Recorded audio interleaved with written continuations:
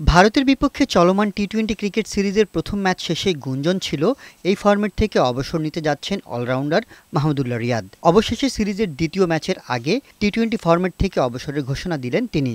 দিল্লির অরুণ জেটলি স্টেডিয়ামে অনুশীলনের আগে আনুষ্ঠানিক সংবাদ সম্মেলনে মাহমুদুল্লাহ রিয়াদ টি-টোয়েন্টি ফরম্যাট থেকে অবসরের ঘোষণা দেন।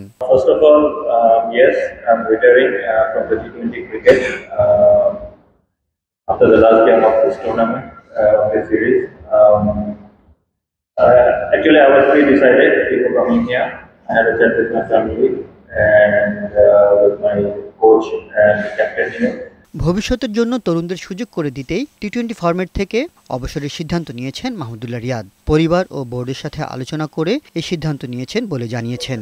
টি-টোয়েন্টি সংস্করণ থেকে বিদায় নিলেও আরও কিছুদিন ওয়ানডে ক্রিকেট খেলা চালিয়ে যাবেন তিনি। আমি যদি মনে করি এখন আমি বাংলাদেশ থেকে রিটায়ারমেন্ট নেব, probably it will be too late. এবং probably it won't be a good idea and won't be a good decision for me and for the team. আমার কাছে মনে হয় যে probably it is the right time to take this decision and I think probably I have taken a good decision.